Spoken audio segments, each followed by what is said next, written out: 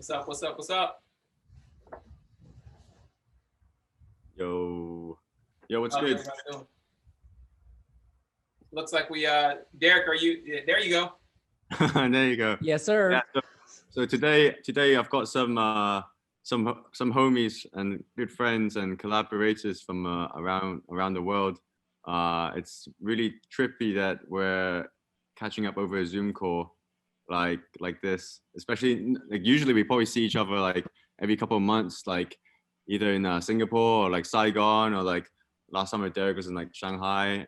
I see too often, but yeah. So why don't you guys introduce yourself? I'm looking at my screen right now. So like Eri, Dan, Dean, Derek. Why don't we go in that order? Who are you? Yeah, sounds good. I'm Eri Yeti, I guess. I'm a co-founder with Tom and Arthur. We started Yeti Out. He mentioned that whole story about it all started in London. So I met Tom and Arthur when they came over to the UK for university. I went to the same university as Arthur, and then we just sort of kicked it. Started a blog. Started really getting into music. Started discovering new stuff, new sounds and new artists, and then we just really wanted to promote that and share all of that. So then, we started the blog, started Yeti Out, and a long story short, we're a sort of like a multidisciplinary brand that does like apparel, DJ sets, and stuff like this. Yeah, that's me. Yeah. Dan, what's good? Yeah, yo, what's up? Yeah, thanks for having me, y'all. I'm Dangwin, Demon Slayer. I'm broadcasting live from LA. I was born here, but for the last decade, I lived in Asia, Saigon, Vietnam. And I do art and music since an early age, throw parties, bands. I'm an art director, just both sides of expression. And yeah, that's just pretty much the quick version. Sure. Nice. Then we got Dean, the man of many hats. Yes. Thanks for having me, guys. Super honored and happy to be here. In a nutshell, my name is Dean Chu, also known as the Funk Bstrd, co-founder of Darker Than Wax music collective label based in Singapore, obviously with stations in Tokyo and New York, specifically releasing music from around the world during parties, radio stations on NTS, Giles Peterson's Worldwide, and obviously Lot Radio based out in New York. And I'm actually an architect as well, so I basically run a full-time spatial design architecture consultancy alongside my music. So yeah, 24/7 grind basically. Yeah. That's crazy. And yeah, last but not least, man like Yellow Technica. Yes, sir. What's going on? Yes. Big up everybody on the stream right now. Thank you, everybody. My name's Derek, aka Yellow Technica. Big shout out Yeti Out for putting this together. This is awesome. But I'm a DJ. I make music. I play music. And I like to provide platforms where music is played. So that's what I do. In the pandemic, we've switched from live events to digital events. So I've sort of had to pivot my way to doing a bunch of live stream stuff, but it's all tight and it's all music stuff. So that's what I do. Oh, oh, we got a live crew in here. Yes, sir. I'll throw a couple questions at you, and maybe you jump into what you feel like, but I'll kick us off here for this first round. But I want to start out with like, what was your earliest connection to music growing up? And so maybe Derek, I'll let you take this one. Oh yeah, my first connection to music was very interesting. I feel like my first real connection to music was my mother forcing me to play piano because I'm Chinese and that's just what Chinese parents do. And I hated it, but I ended up loving the bass. So at around 4th grade, I picked up bass and I played upright in the orchestra for like 8 years. And I honestly hated that shit. I'm not gonna lie, it sucked. But after that, I went to high school and I could play jazz bass, and I started to really love it. And that's when I started a band, and that was like my entryway into music. And still to this day, that's like where I can cite a lot of my influences and a lot of my drive. Wow, that's incredible. I mean, yeah, of it's course, something you know, like you have to- it always comes from something you don't like. You know what Yeah, I'm saying? Like it has to start somewhere. There's always going to Exactly. be some uncomfortable something Yeah. that And it's it's like, like- I don't know if I rock with Exactly. It's like your mom's always like, well, people always say like, oh, mom knows what's best for you. It's like, mom does not know what's best for me. it. But like, you know what? Mom knows what's best for me. Like, thank Mom you. knows what's I best. love you. I love mom. Thank you. Thank you. Oh man, Funk Bastard. I saw you shaking your head a lot. What you think about it? What was your first connection? Kind of like Derek, actually, like typical Chinese family, you know, being forced to play classical piano to get the grades. Kind of really hated it, not because of the piano itself, but I guess I always had like very aggressive tutors who, you know, who always just kind of make sure that you deliver instead of just enjoying the process.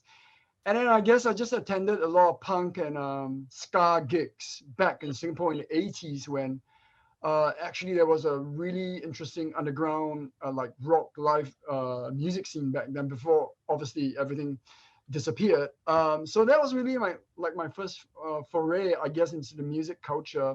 Started making little compilations or make like cassette tapes for friends. But yeah, you know how it is. Like I guess, but the real impetus was really Zouk, the legendary club in Singapore. I'm sure some of you would know. In its original warehouse location, when we had a lot of Detroit techno legends like Derek May and Carl Craig swinging through. And this was like I was in my like 16 or 17 and rocking up to this without any expectations. I was blown really. And Yeah, you were just like, yo, what is happening? Exactly, like the third eye just opened, you know what I mean? Like, and that was it. Yeah, that's amazing. How about anyone else? Demon Slayer, what about you? My first connection, because I grew up with in a big household, so I had older cousins bumping like new wave and punk, you know, classic rock, pop, Vietnamese music from my parents, which I thought was corny growing up, but of course now I love it and I pump it, you know. And when I was 11, it's really funny once I think about it, because like I never know how to answer my influences, but just looking up at who was around me when I was growing up, I had cousins who were like super gangsters. So that was one influence. I had cousins who were ravers. They took me to my first rave when I was 11. Oh wow. Yeah, there was no age group there, and it was 3 days long. I was like, why are we in the desert? There's like half naked you know, I'm like, right. And then, you know, like playing in bands, b-boying, rapping, like all of that at an early age, you know. So I feel fortunate now. I feel like I you know, channel those influences, you know. And for a long time I didn't know that those were a part of me until I could comprehend that older, you know, like tracing back. So yeah. Wow. What an experience. A rave at 11, 3 days. I wasn't there for 3 days. We were just there for like, you know, a day. I was like, I want to go home. Yeah. But, you know, she was like, nah, you know, she's probably, you know, peeking. So yeah. Erie and Tom, what about you two? Yeah, I guess I grew up with a lot of music in my house from a very young age, like a lot of vinyl from my dad's collections. So I just always remember bumping on vinyl, just like playing everything from like Jimi Hendrix, the Beatles, Pink Floyd, like just going through his like crazy art covers and stuff. So I always remember that like really vividly, like the crazy art on all of it. But there was like some mad like vinyls in there. So I remember that as sort of like my first ever like touch point on music. But I guess for the kind of interest that we're in, like I'm into now, and like where we've gone with Yeti is definitely like our first memory is actually just buying a cassette tape from like Virgin Media or Virgin Store. I can't remember what it was called, but you know, you could still buy cassettes and CDs. And I just remember buying my first UKG cassette, and it was wow, UKG. yeah, Yes. it was called The Click, and it was called Good Rhymes, and yeah, it just blew my mind, man. When I heard that MC rapping over like this crazy garage beat, I would just put that tape on constantly, and then I actually really got into like recording late night pirate stations. So I would just sit at home with my little tape recorder, tune into like pirate radio station. I was like 10, 11, and I would just record stuff all night long, and I'd bring that in with my fat Walkman, and I'd show my mates, like, oh, did you hear this? Have you heard this? Listen to that. So I was just sort of like always into the idea of like recording new sounds and then sharing it, I guess. So yeah, that garage beat got me though. I've just been into garage ever since. Yeah. Tom, how about you? Damn, I think like growing up, there was like a lot of like classical music at my house. Like my dad would listen to a lot of that. But like probably like most of like our friends, it was probably just like Eminem and Limp Bizkit and Linkin Park and shit. You know? Yeah. Like that era of just like those names. You know, I remember like when I was a kid, I wanted to buy that Limp Bizkit record. Was it called? The chocolate starfish and the hot dog flavored water? Was that something like that? Anyway, but my mom wouldn't let me buy it because it had like the parental advisory explicit content sticker on it, and my mom was like, "We're in HMV cashing out." They're like, "No, you can't buy that. You can't buy that." So I ended up buying the MI2 movie soundtrack just so I could hear that song by Limp Bizkit. Like the one like My Way on the Highway, you know, that one, because I couldn't buy the CD. And then like shortly after that, discovered like LMF from Hong Kong, which are like kind of the Cantonese version of Limp Bizkit. You know, they're kind of like this rap, like it's a mix between like hardcore and like rap music. And they did like that style really, really fluently in Cantonese. And I think through LMF, really got to appreciate a lot of like Cantonese subculture as well. And then yeah, things just kept going from then on. But wow. So you have such interesting stories and origins into like how you connect to music, and probably also how it resonates and comes back to you today of some of the stuff you're just like at a young age, you're like, I don't really rock with this. And today it's probably, you know, some of the stuff that you might reach for first. I got a question for each of you real quick before we go to that next question. I want everyone that's tuning in, make sure you're using that chat section to make sure you're submitting questions because we're definitely going to take some of those from you later. But for each of you, and feel free to jump in on this, but I think all of you have such a unique approach to your craft. When you think about your specific style when it comes to the music, whether it's producing or DJing, what do you recall as some of that origin to that style, or maybe some of that influence? Maybe Erie, we'll start with you. Yeah, I mean, exactly, kind of like I was saying, like that sort of garage influence has just sort of stuck with me. So I've just always wanted to like just sort of like regurgitate and like replay that kind of sound.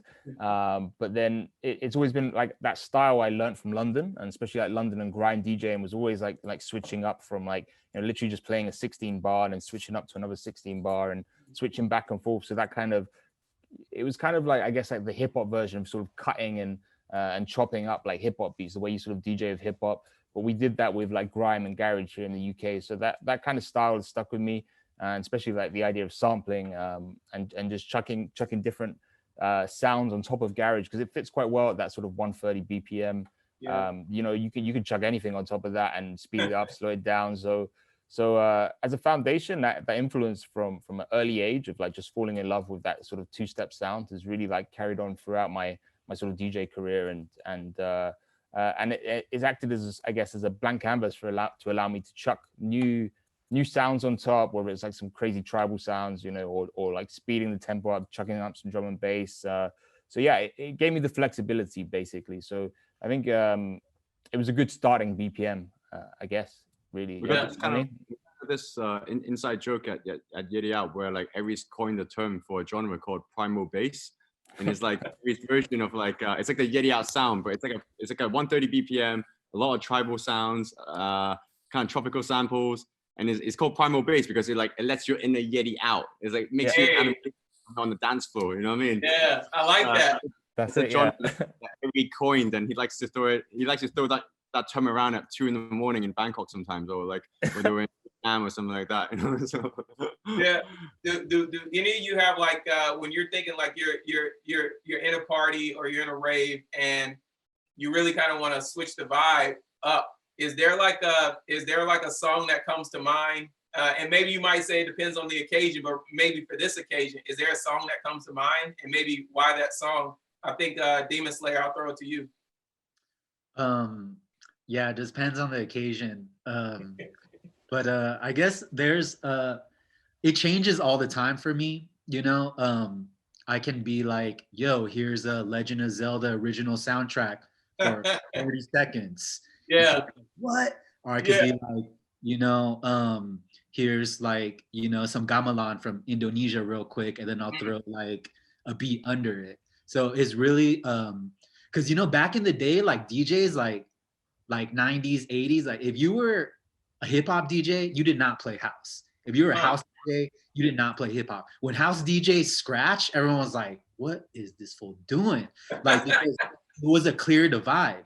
But now, like, open format is like the way to go, you know? So I feel like you can throw any song in, any instrument if you're producing. Is just if you dictate the vibe first, if you kind of like program the set, as DJs say, like that's at least that's how I work with like my visual art or as a creative director. I'm like, what's the vibe? What am I trying to have the people feel? Like what I want people to think, or not really think, but just kind of feel like, do I want them to feel at peace? Do I want them to like turn up, like let some stuff out? And of course there's exceptions in it. You know, I could be turning up and then play something like really soft for like 10 seconds and then come back, you know? So so I can't really answer the song part, but the craft is like, it's all about the vibe and the energy and how you want to fulfill that goal. How do you want to, you know, accomplish that? Yellow Technica, what about you? When you're thinking about a set or, you know, a show, kind of where does it take you? Like what are you thinking about before you get ready to go to that event? I'm definitely all improv. I'm the same way as Demon Slayer. Like I'm just like,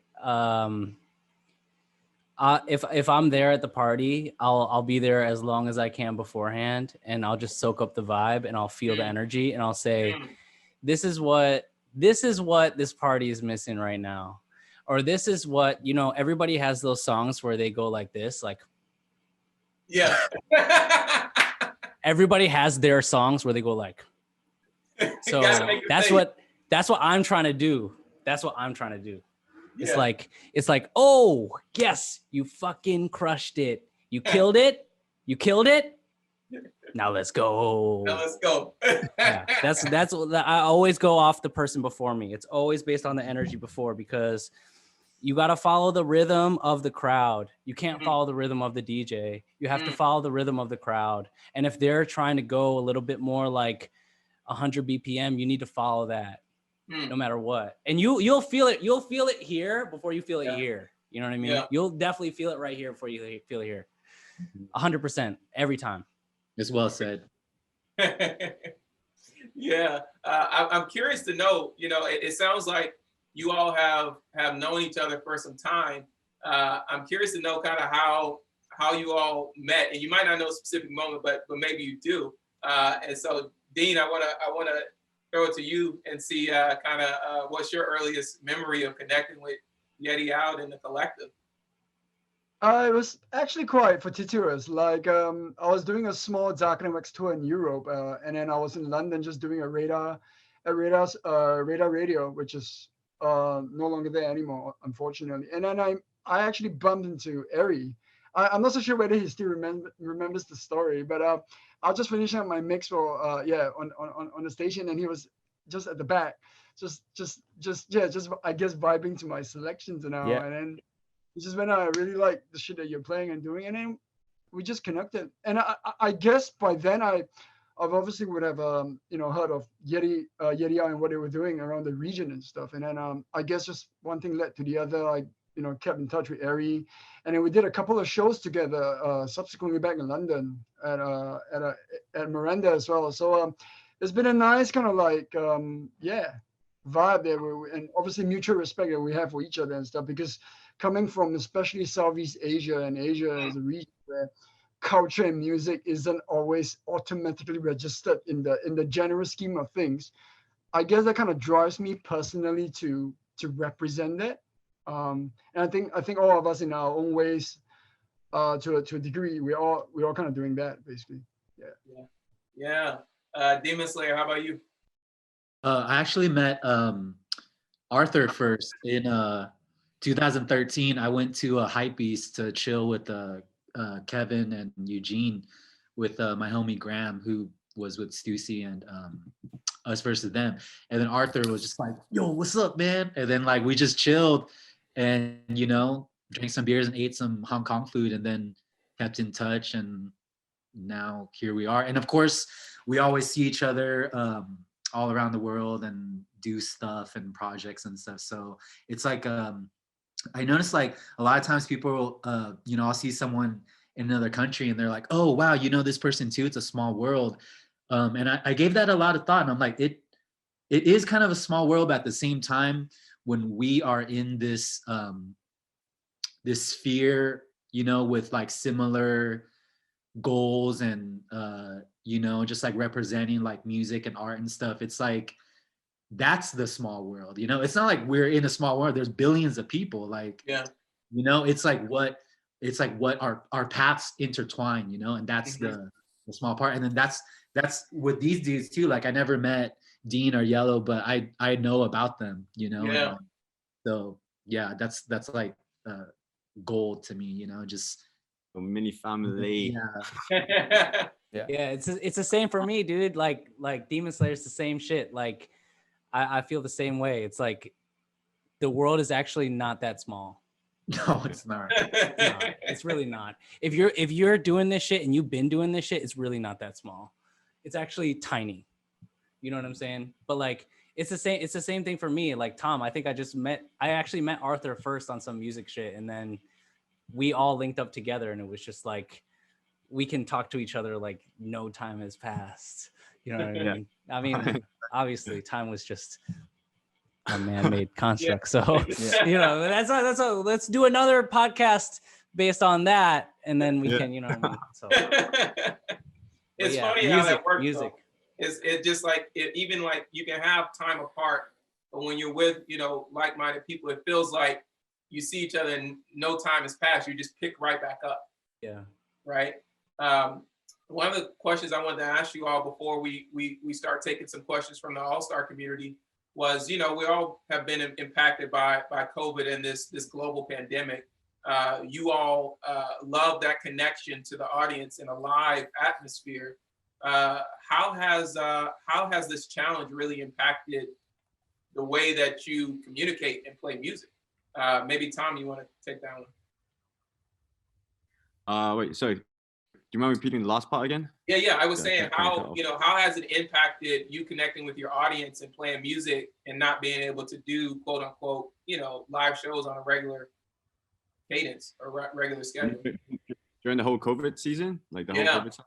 Yeah. I mean, like in the beginning, it was very, very tough, you know, like not being on the road and not being able to like kind of connect with our audience, like face to face. And I think like everyone kind of just like pivoted real quick on the live stream side of things, you know, like everyone just kind of like learned how to like level the game up content wise and like performance wise in the live stream world.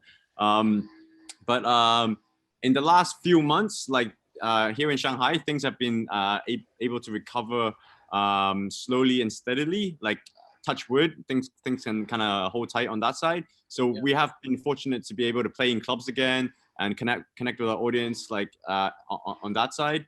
But I think like the biggest thing I miss is just like those kind of global link ups, you know, like connecting with these boys and like Paris Fashion Week or like in Singapore, or like, you know, the last 2 New Years I played with Demon Slayer in Saigon. Like we crushed like 2 New Years in a row in Vietnam, and like linking up with like Dean in Singapore every time I go over there, or like connecting with like Yellow Tech in Shanghai, or like in New York even. Like I think like Derek, when was the last time we did that party in New York Fashion Week? Was that 2 years ago? I think that was this year.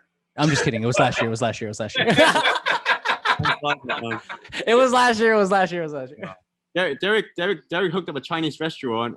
We threw a party in a Chinese restaurant. They cleared out all the tables and everything in China Chalet and just threw down for our homies. And like our homies have a brand called Issei based out of Korea. So we did the after party for that. It was crazy. That was wild.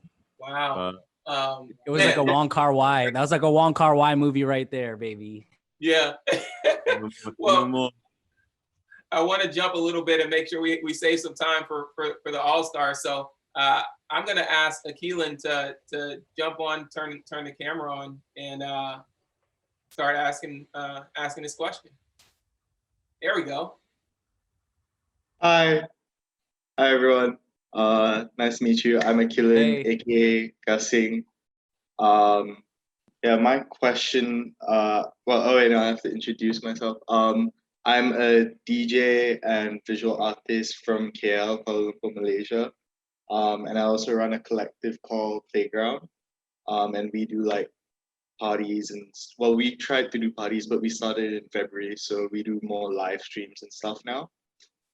But yeah, and I just started DJing in March, so yeah, I'm fairly new to this whole journey, but it's been a really quick climb. Keep going, man. Thank you. So yeah, my first question was I have all my questions written down. Sorry. No worries. My first question's for Derek, and it was where did I write it? Yeah.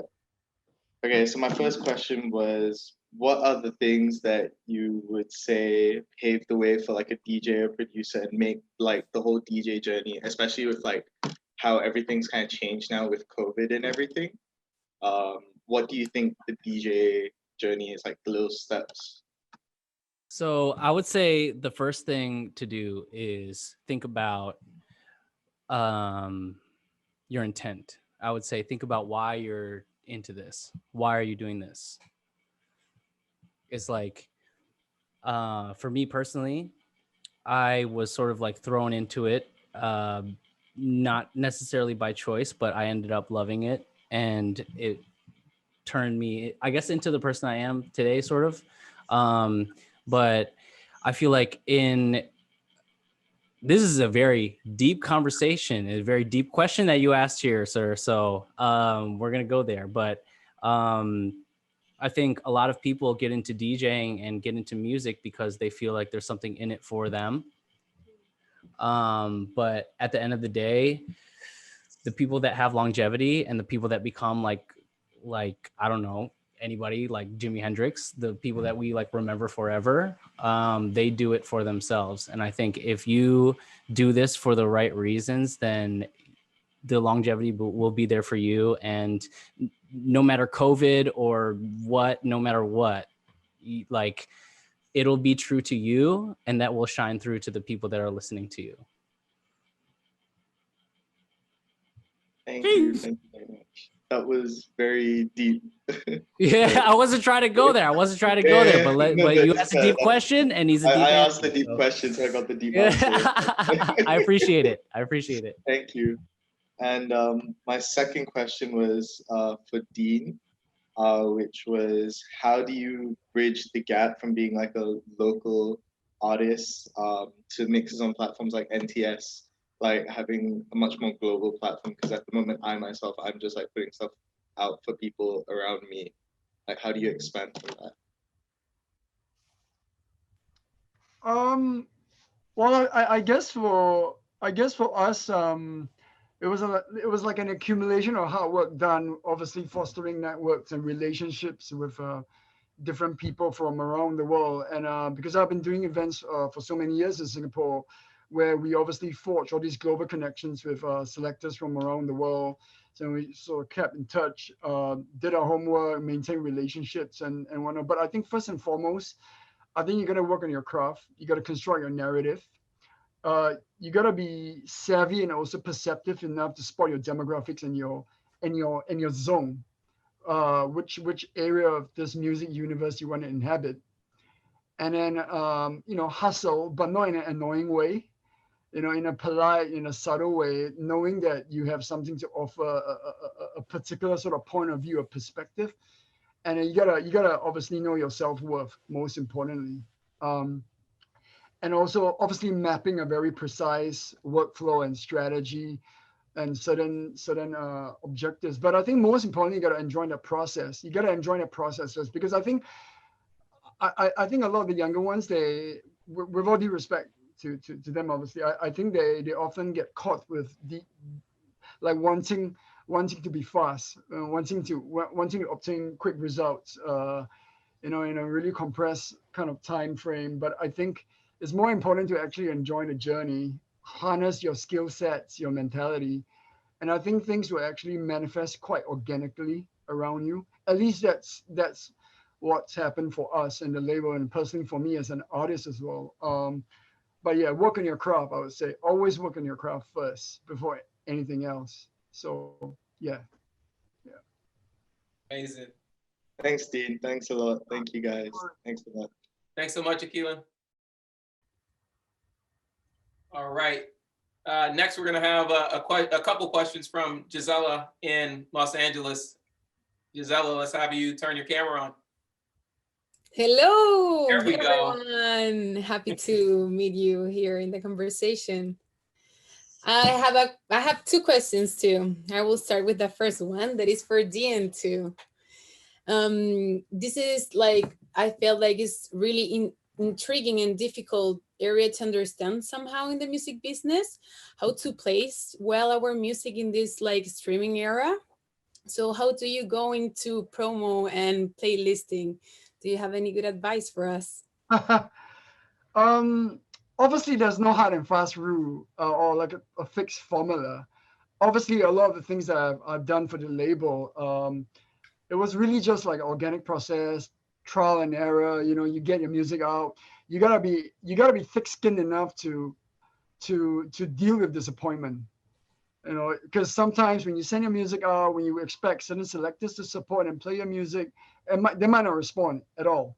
So it's a very hard climb. You gotta be thick-skinned. You gotta have determination. But the most important thing is that you like I said before to Akhilan as well, you got to know where your universe is first, and the sort of demographics that you're catering to, and work towards those demographics, and be sure of your path and the way you communicate yourself as an artist to that specific demographics. And also, if you have the sort of means and infrastructure, like for us, it's really quite important to work with like-minded PR, like music PR consultants, because often that's a really effective way of actually bridging the gap between the labels and selectors and radio stations. And obviously people like that who understand your label and the type of music that you are actually releasing on the label as well. So I think there's so many various ways to do it. But I think you just gotta enjoy the process first. Don't worry about, and don't compare, like, don't worry about the streaming. Don't worry about the algorithms, because algorithms are just, to me, they're great in some ways, but they're poisonous and quite toxic in a lot of other ways. Because it really can, I guess, distract you from your real intention of really just enjoying the music and getting it out. And I think things will just flow organically around that. In my humble opinion, anyway, it certainly worked well for us. But I guess in the earlier days of running the label, we were just doing everything ourselves, DIY. And then once we hit a certain sort of, I guess, threshold, we're able to have more financial resources to engage proper PR consultancies that can help us push the music to like Giles, to like Benji B, and what have you in the music sector out there. And yeah, you just got to be patient, man, Gisela. You just got to be patient. So I get that it's like trying and error, segmentation, good segmentation. Exactly. And also what you do in the process. Exactly. Yeah, we're good with that. Yeah. Hey, and it connects really well with the second question I have, that is like for Ariant and Tom. Because like I feel this is like a really tricky but beautiful business in any way, in all ways. And so sometimes it's also difficult to get signed with a label. And in that case, you get a self-release. So what are your advice, strategies, or what you can tell us about that for self-releasing as an artist? I think like speaking on just like working on our own label, like Silk Road Sounds, it's really been like, first of all, identifying the talent that's been around our immediate network first, like kind of supporting our own friends and people we feel like we appreciate, you know, their sound and what they're trying to do.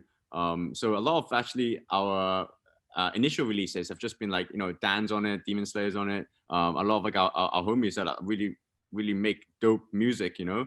And then like through that, we've also been able to like you know, meet other artists that are kind of in our network and in our scene, and just really been able to like dig through a lot of different types of music and kind of like experience you know, what might be fitting with Silk Road Sounds, because like at the end of the day, our label also has a certain sound, and I'm sure every label also has a certain direction, so you can't just be like working with like all types of calibers.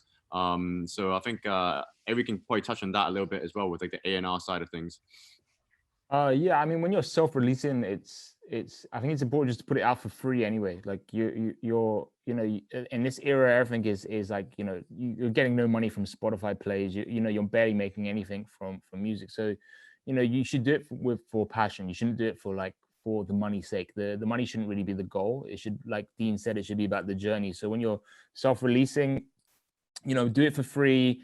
And you've really got to be a promoter in yourself. Like you just got to promote yourself and do it selflessly as well. Just sort of put it out there. And again, what Dean said as well, be a bit thick-skinned as well, because, you know, it's a hard industry to break through. There are a lot of critics, a lot of jealous eyes always out there. So just do you, stay in your lane, promote your music, put it out there for free, give it to as many people as possible. Make sure you are uploading it to all the platforms you can. And you know, when you're ready to start, you know, putting a charge in it, you know, just use something like Bandcamp. Make your life easy. Don't overcomplicate the idea of sort of self-promoting and self-releasing as well. Like if you want to start a label, great. It's a lot of work though. You know, you've got to look into a distributor, make sure you get your PRS done. So there's a lot of complicated stuff there, but there's a lot of guidance in the industry as well. People will help you. You know, you just got to ask for help. Ask someone that you know who started a label. You know, you could even ask us after this call, and we could tell you a bit more about PRS, all that sort of stuff. So, you know, all right. So I'm going to text you after this, Ari. Man. Actually, I already wrote it. I already wrote the text. So yeah. Okay. Good. Yep. See you at noon. Yeah, I'll see them. But yeah, be selfless in your promotion, but do it with love, you know, and use the tools that are already out there. There are a lot of companies and business that are set up to help you get out there. Whether it's, you know, like just promoting through SoundCloud, or like I said, just getting on Bandcamp, making sure you're using their free Bandcamp days to promote your stuff. And I know it's tough because we're in this sort of pandemic, but you got to have that duality of being in the game in real life. You need to be there on the ground, in person, shaking hands. You know, that's more important than anything, because people just forget a message, forget a comment, forget a DM. It doesn't matter. You got to leave an impression, and to leave an impression, you need to meet someone in real life. So take it to the streets. You know, I mean, don't start selling your CD for $5 and asking people if you like hip hop, but you know, get yourself in the right position. Go where you can. I'll just put 10 and $5, mate. Yeah. just hustle. It's tough. Be consistent. I love what you do. I'm happy to have talked with all of you. Thank you for all the insight, by the way. You're welcome. Again, thank you so much. Absolutely. Thanks so much, Gisela. All right, crew, we got 2 more questions coming from the audience that came from the chat. First one's coming from Sexy Unicorn. And I think this is more for Tom. It's what was the turning point from being a blog to what you guys do now? Wow. I mean, it was the first party. Turning points. I guess the first one was like taking it offline and throwing a party, right, Ari? Like just that kind of not only extended our kind of ways of expressing our passion, but then it kind of like also offered extra service to the community. It made it real. Yeah, it made it like tangible, right? We brought it into real life. It was like an online curation of music. And can I offer a TLDR? Can I offer just like a summarization of that? These dudes just wanted to party. Yeah, exactly. There's no strategy. No, but honestly,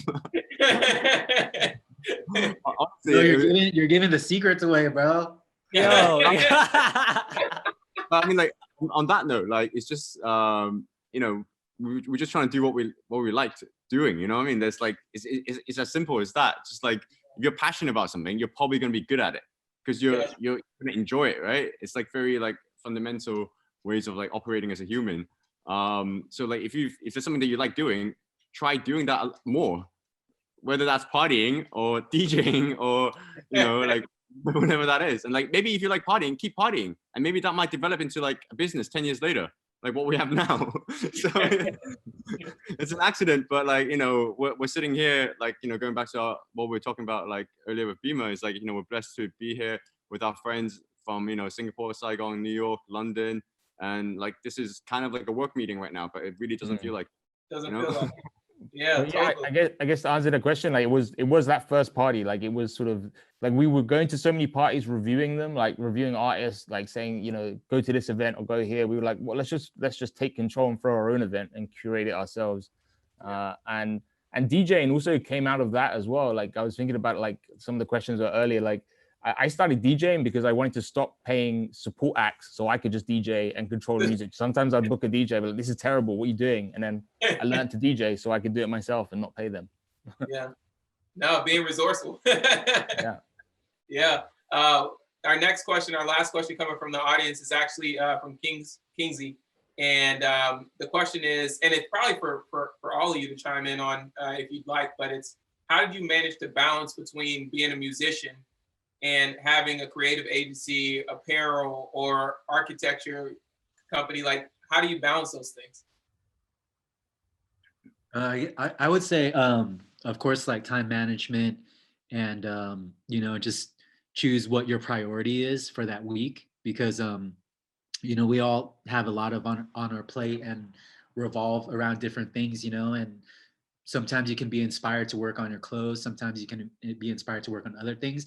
But a lot of times there's deadlines and you can't just wait till you're inspired, So you have to learn how to like, bam, bam, bam, and then go on to this thing. And also resting and taking time for yourself and your mental health is really important. Like we live in a society where it's just pushing like, crush this, crush that. Like, and it's true, but you work better when you're rested, you work better, you have better ideas when, I mean, I don't sleep much, but I'm saying like everyone has their own way to relax and recharge, So I would say time management, don't forget your mental health, recharge, Mm-hmm. Dean, what about you? Well, I guess I've always been quite a multitasker. Like I'm always just quite hyper. Like I like creating, thinking about stuff. But I think architecture has really given me that sort of, I guess, foundation and fundamentals, because you are handling a client's budget, creating spaces and stuff, specifically with what I do with hospitality, commercial, retail, F&B spaces. So there's always like the kind of looming deadline that I have to take care of, manage vendors, manage clients. So I guess that gave me the foundation to say, hey, there's always certain objectives I gotta meet. That's like a mind map that I project for myself. So I guess I kind of straddle between both, like the music and the design. But I guess I'm luckier because both are really just the same. They're almost like cousins, right? Because space and music, they're really the same thing. Music is spatial, and architecture is about, so I think it's really the same thing. So in that way, I guess that process is really quite interesting for me, how architecture sort of informs music and vice versa as well. But like what Dan was saying, discipline, rest, and a healthy state of mind are hugely important in preserving your longevity as a creative. So yeah. Yeah, I definitely agree with that. I definitely have this year more so than ever been more aware of my mental health and my just like being in queue of sort of where I'm at, what my body needs, what my mind needs. It's not necessarily what you want, because what you want is to work, and what you want is not necessarily always good for you. So the things that I've learned this year from this bullshit that's been happening is that sometimes you got to do shit that you don't want to do. And that is actually going to be way better for you than just trying to push on. Because just trying to push on is just, you're going to burn out. You're going to be like Bimma's battery right here.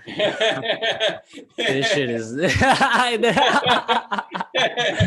like that's all I'm trying to say is that like definitely listen to yourself and listen to what you're, not only what you're like, your motivation's always going to be there, and you're like hashtag no days off, that's always going to be there, but like